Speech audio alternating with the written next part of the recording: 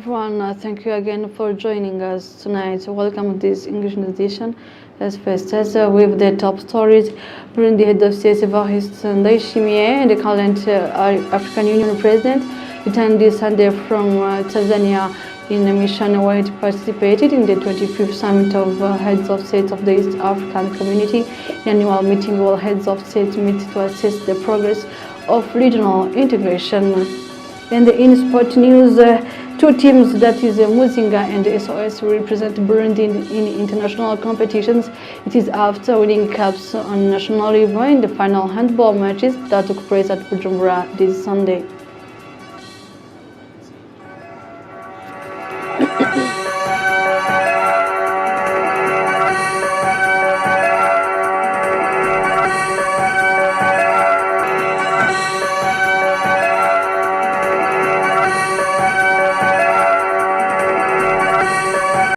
Welcome back. I'm Marcel Kamkam. Details now.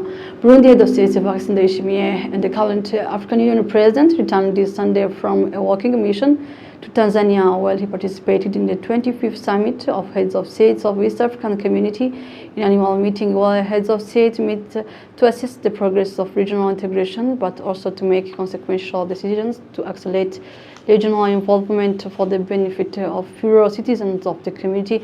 Among the decisions taken is that the EAL parliamentarians will be supported by the respective countries.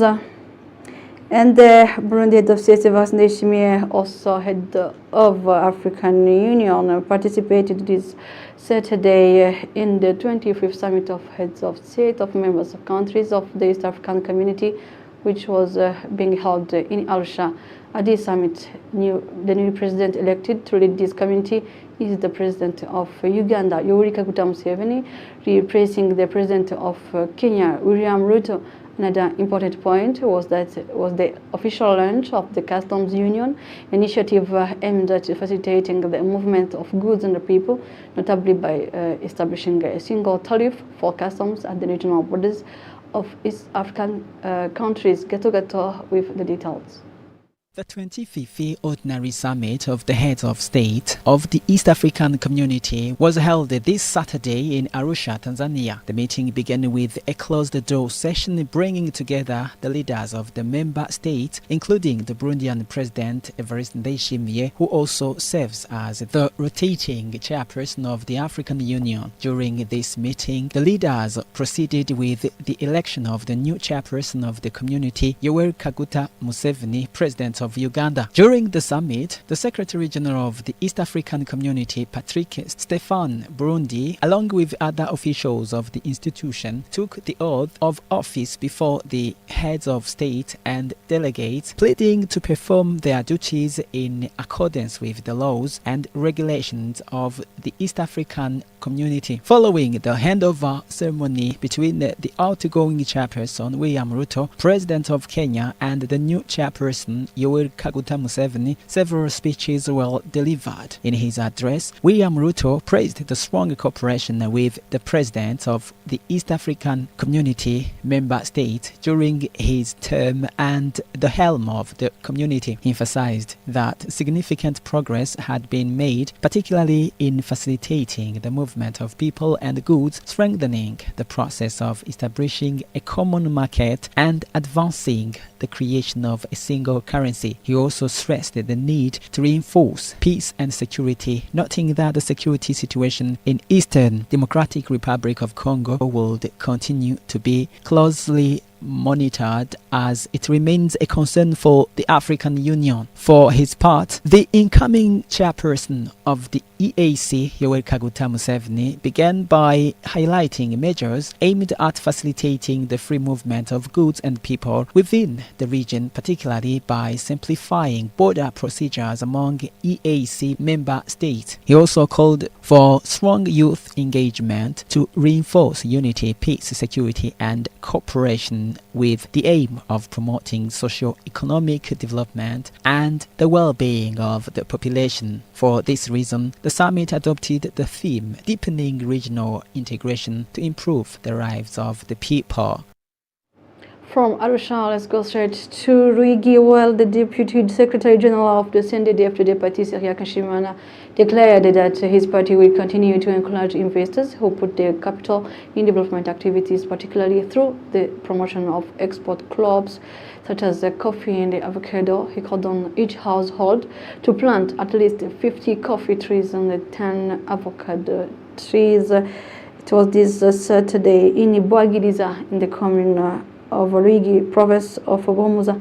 Jivon Eshemie with the details. Members of the CNDD-FDD party participated this Saturday in community work at a coffee plantation located in the Bwagiriza zone, Ruigi commune, Buhumuza province. This coffee field, cultivated by party members, covers an area of 10 hectares. The day's activities involved weeding the coffee plants, followed by application of chemical fertilizers. In his speech, the CNDD-FDD Secretary for Buhumuza province, Gerard Oltwanayo, expressed his satisfaction with the commitment of local investors who are mobilizing to develop large coffee and avocado plantations. According to him, these crops are now visible in several localities of the province, with party members setting an example.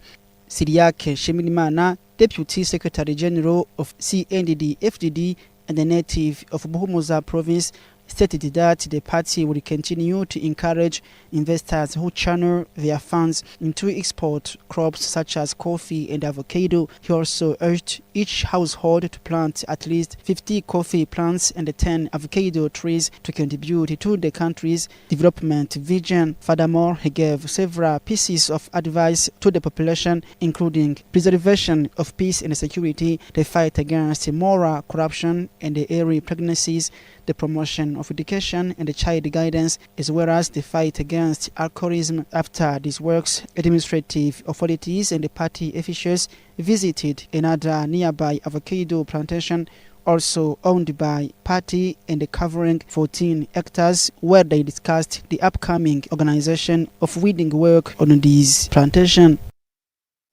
267 millions of Burundi francs, the total amount of money to be set up to deal with a landslide that occurred in the Chari River between Unirikwa and the Kanama district. It is in the Nangwa commune.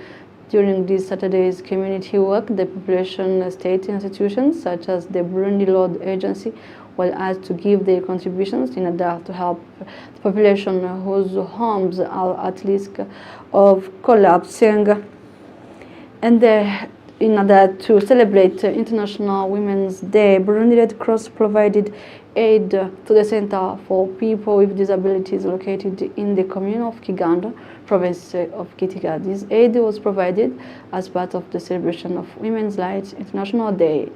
And the sister Nijimire Valeri, head of this center, has expressed her gratitude for this help and thanked the women members of Red Cross Association for their commitment to this action. Jacques Soirakoze has more.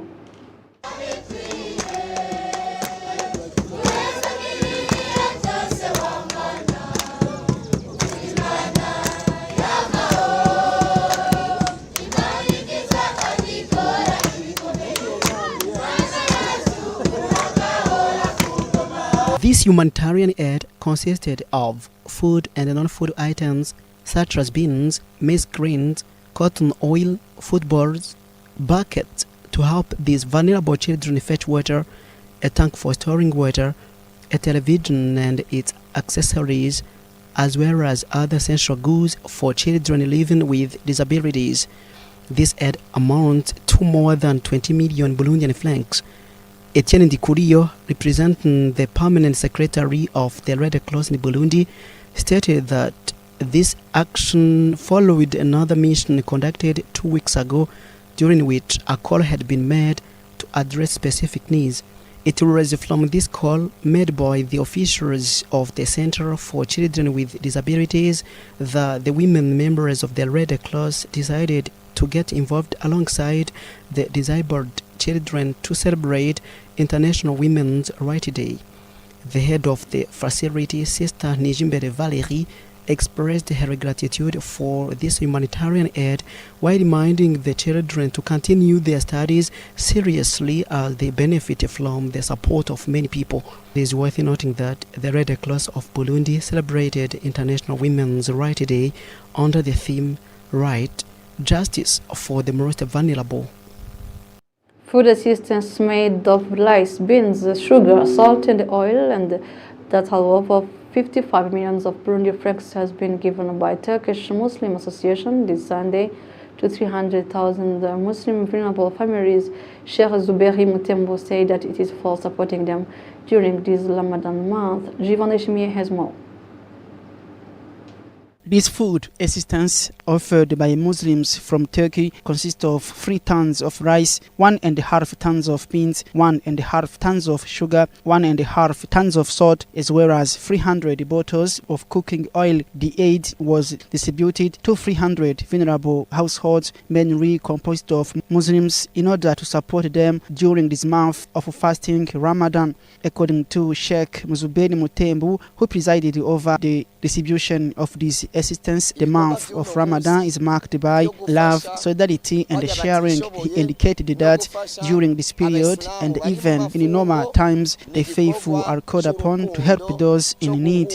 One of the beneficiaries of this assistance expressed her gratitude for this gesture of solidarity. She said that the aid will be very helpful for her family, especially during the breaking of the fast known as Iftar. She also thanked the Turkish organization that provided this assistance and called on people of goodwill to also support those in need. It should be noted that this assistance is estimated at 55 million Burundian francs. Let's close our news edition with this sport news. While 2 teams, that is Muzinga and the SOS, will represent Burundi international competitions. It is after winning cups on national level in the final handball matches that took place at Bujumbura this Sunday. Thank you for your attention. This is the end of this English news edition. Have a good time and a happy Women's Day to all women out there.